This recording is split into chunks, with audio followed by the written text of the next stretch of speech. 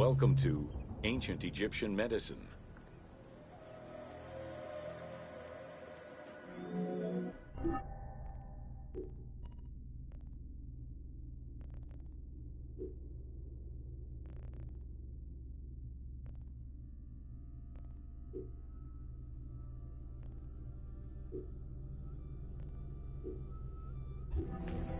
Evidence of advanced medical procedures have been found on mummies, and ancient Egyptians left detailed medical writings from diagnosis to follow-up treatment.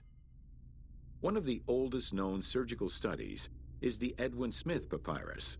It's one of the first documents in history that notes an association between the integrity of the brain and cognitive functions, including cases of ocular complications and paralysis following head trauma. Vinegar-treated marble stone from Memphis was used as an anesthetic.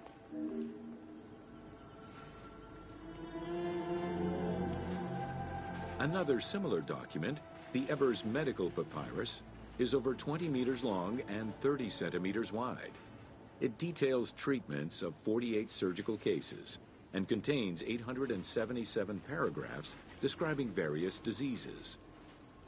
Alongside accurate and factual scientific approaches, the papyrus has more than 700 magic formulas and incantations to ward off demons and disease. This demonstrates how ancient Egyptians believed in a harmonious balance between religion and science.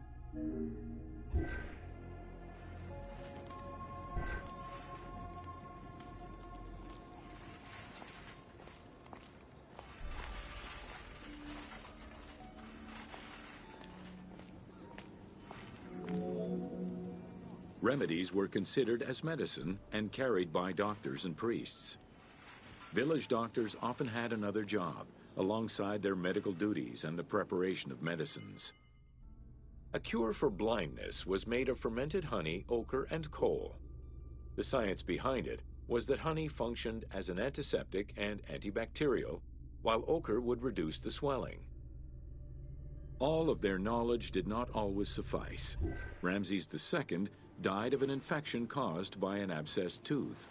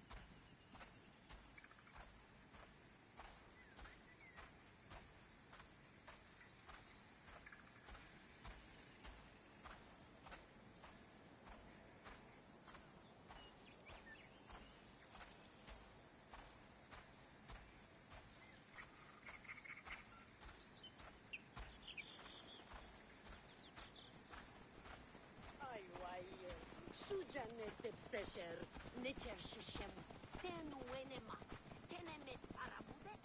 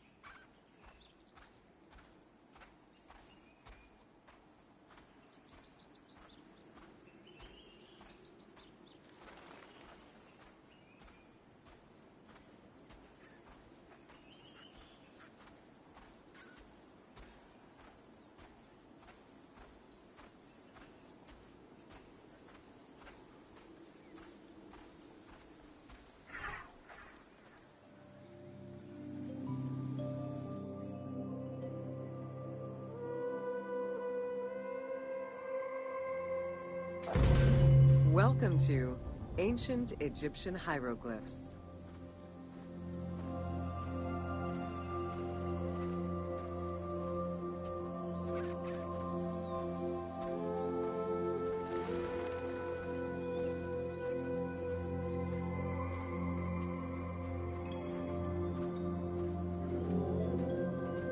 Hieroglyphics were used as sacred writing, appearing on monuments, statues, and sacred papyrus texts.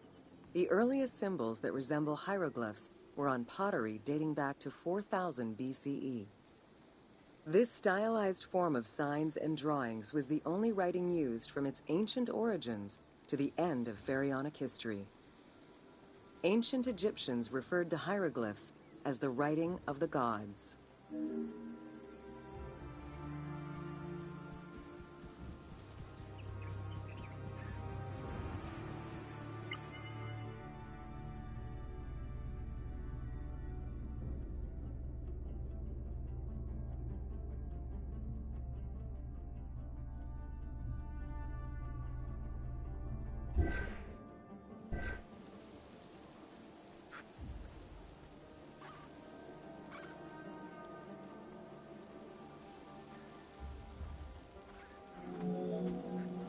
Considered a difficult language, it was intended for pharaohs, nobility, and priests, and meant to be used in ceremonies, within tombs, and for government records.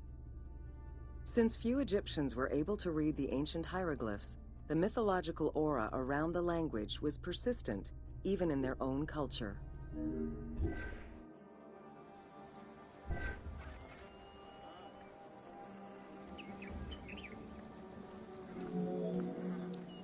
The structure of hieroglyphs offers insight into Egyptian culture, not just in what the translations say, but in the structure of the symbols themselves. They were found on tomb walls, on sarcophagi, on statues, and on pottery, and were meticulously recorded in countless ancient papyri.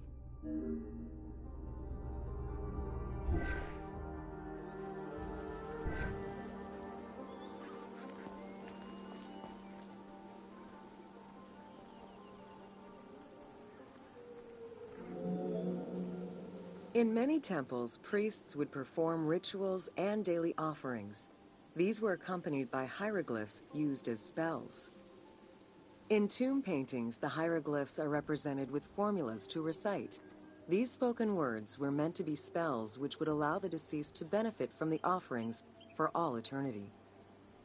Spells and offerings were also written for the living, to enhance medicines and cure illnesses.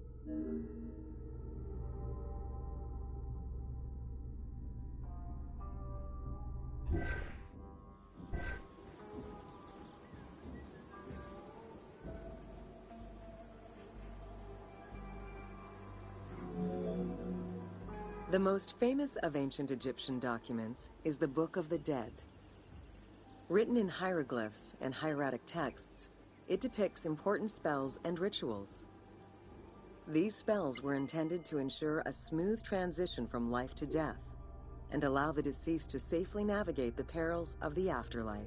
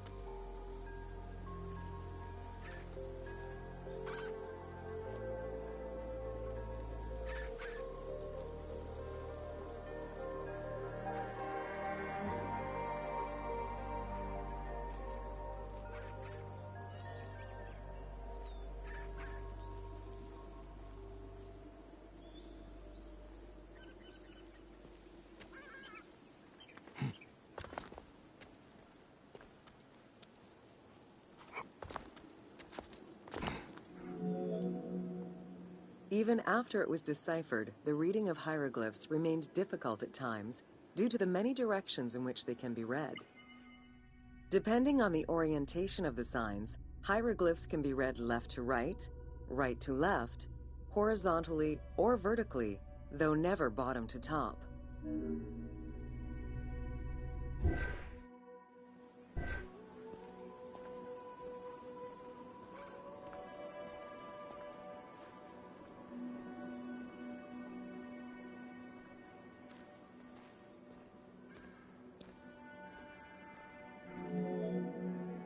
A clue on which way to read is to first notice which direction the figurative signs are facing. If a pictogram is looking to the right, then the reader is meant to start from the right and read towards the figure. Column text on a papyrus begins from the right, then goes top to bottom for each column.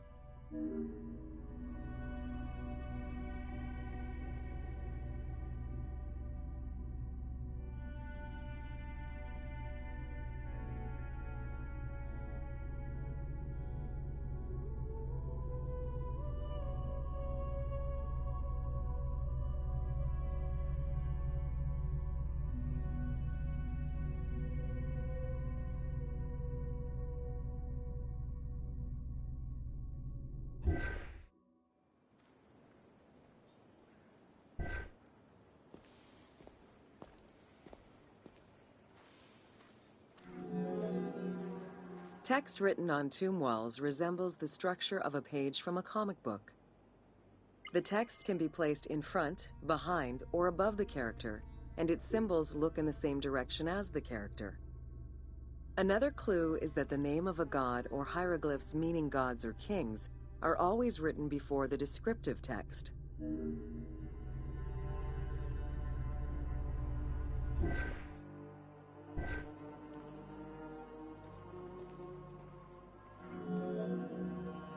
Compared to alphabetical languages, Egyptian hieroglyphs have more symbols.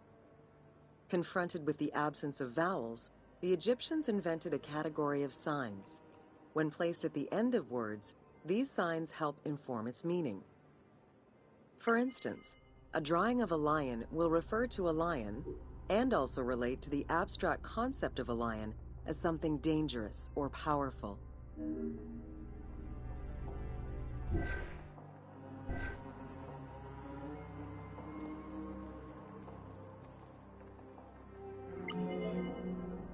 Middle Egyptian hieroglyphs contained a little more than 700 signs. By the end of the Greco-Roman period, there were 10,000 signs. Egyptologist Sir Alan Gardner created a list classifying common hieroglyphic signs and their variants.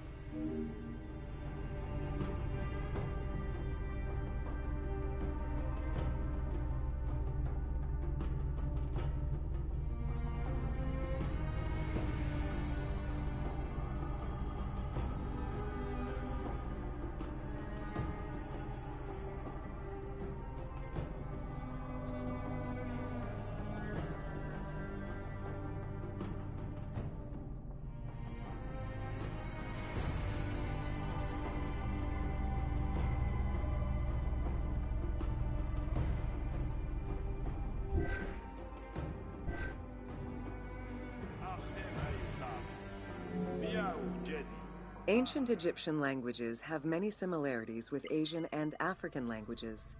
They have evolved in similar ways to the various forms of written Egyptian. These languages belong to the Hamito-Semitic group. There were 5 clear evolutions in the Egyptian language, each with their own distinctive structure. These languages are known as Old Egyptian, Middle Egyptian, Late Egyptian, Demotic, and Coptic. Coptic is the only living language that allows linguists to define the vowel structure and to distinguish different dialects.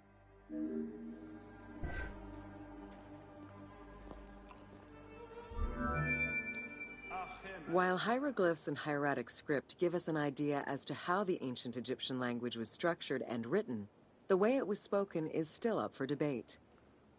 The team opted for English as the spoken language, with the characters using ancient Egyptian and Greek words and accents.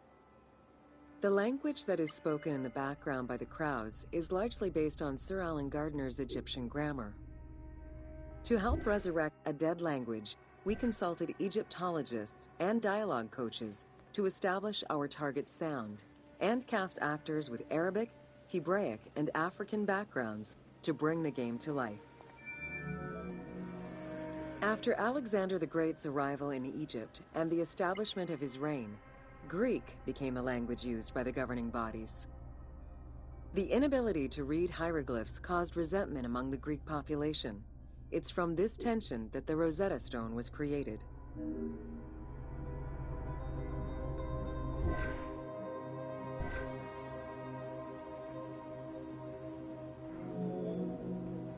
The spread of Christianity ended pharaonic culture and resulted in the destruction of its pagan monuments. This also marked the end of hieroglyphic writing and understanding.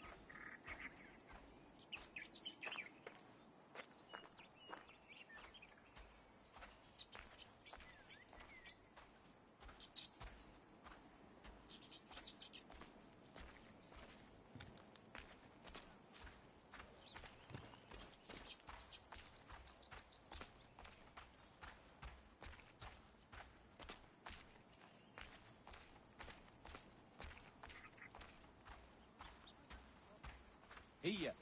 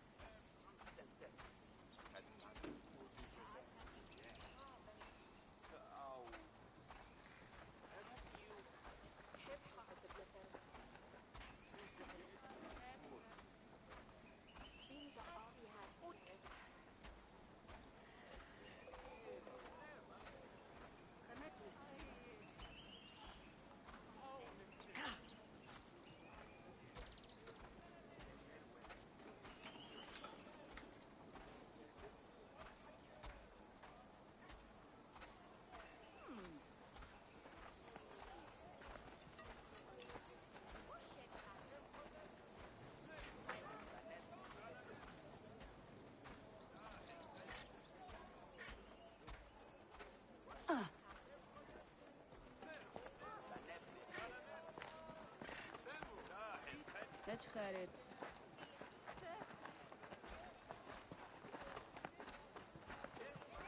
هي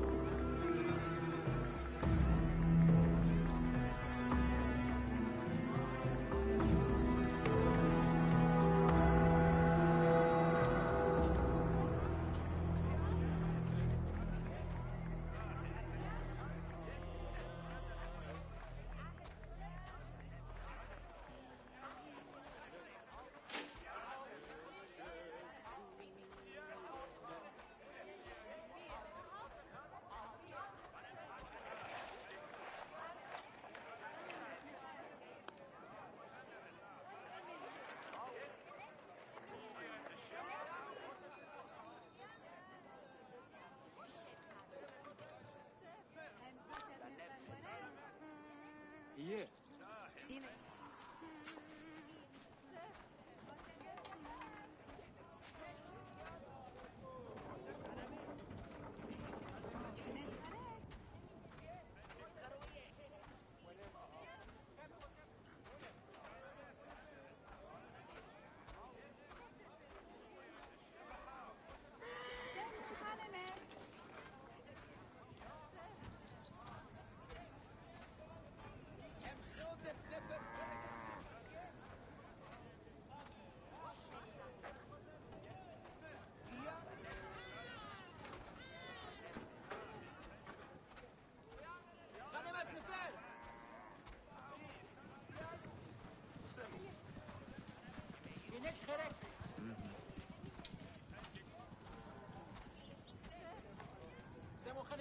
نجهر ايوه عاجو السنة جت يئتس ايه منى خارو ما تعرف المنطق أم خلت نفر خاري ناش خليل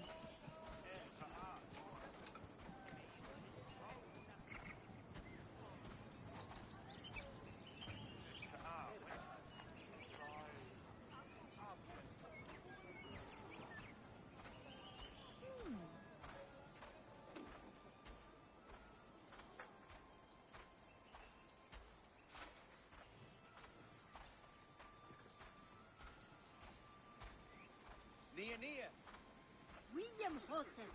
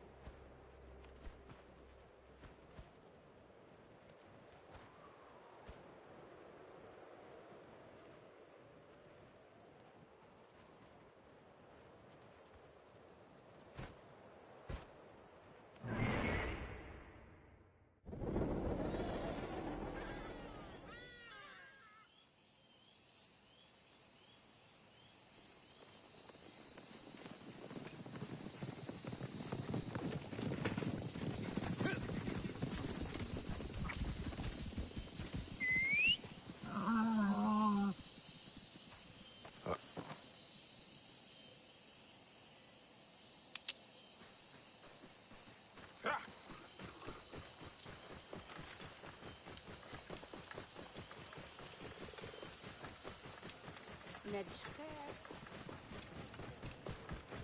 Whoa. Whoa. Yeah. كان خريت. لغة ياهو.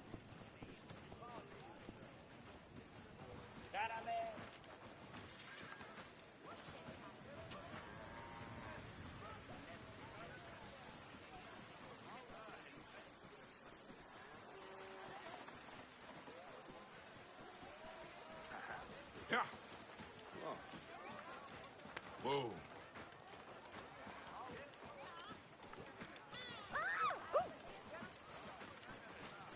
Yeah.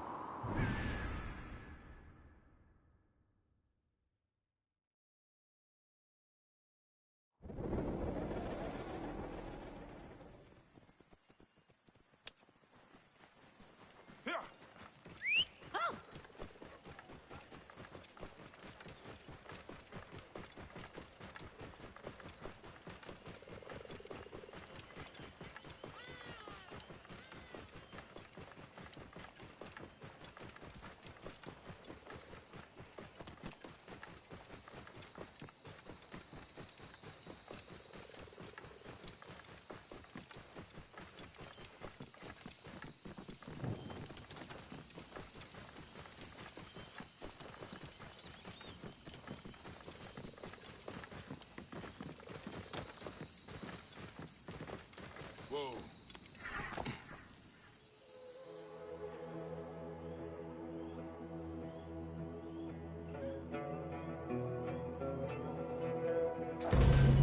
Welcome to Osiris, the first mummy.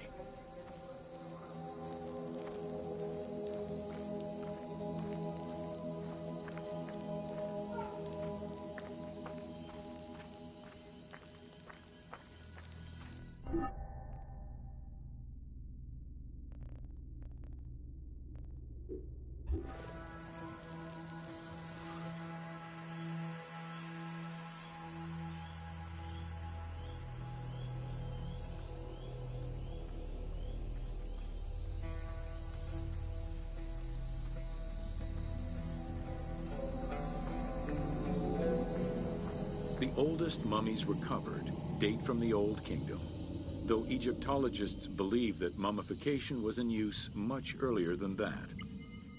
At first, the body was mummified through environmental desiccation, by leveraging the dryness of the environment and the heat of the climate. Early experimentations in mummification were conducted with the use of resin made from tree sap. Strips of linen were only used on some superficial parts of the epidermis of the hands or jaw.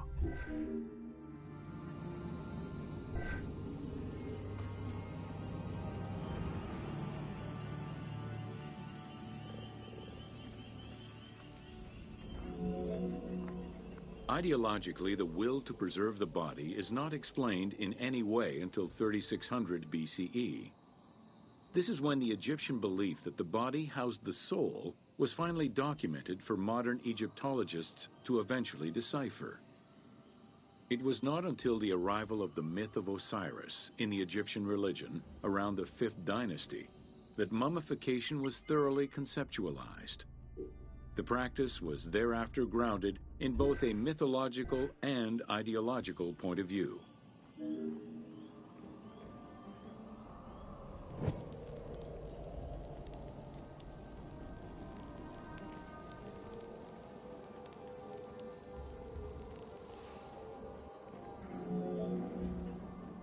Osiris was mainly known as the god of the dead and the god of resurrection. The most well-known Genesis myth concerning Osiris is that of his dismemberment.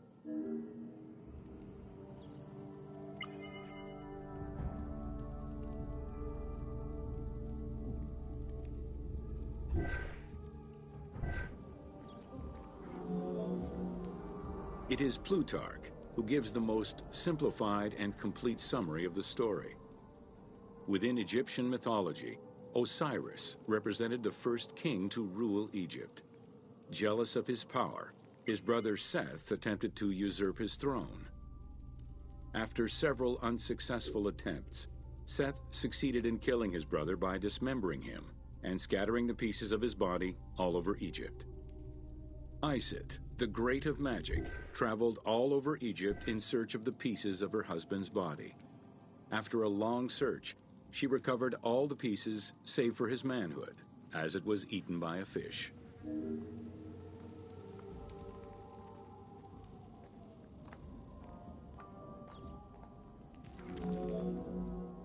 Isis then reassembled the body of her husband by binding it together with strips of linen. Aided by her sister Nephthys, another powerful magician, they gave Osiris the breath of life. This not only brought him back from the dead, but also allowed him to recover his virility long enough to impregnate Isis, thus ensuring his succession before, once more, dying. Thus Horus was born.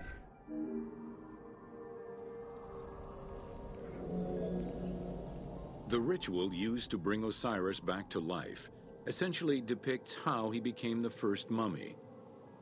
It is why, on the sarcophagi of kings, we often find Isis and Nephthys represented as the magicians who restore life to the deceased.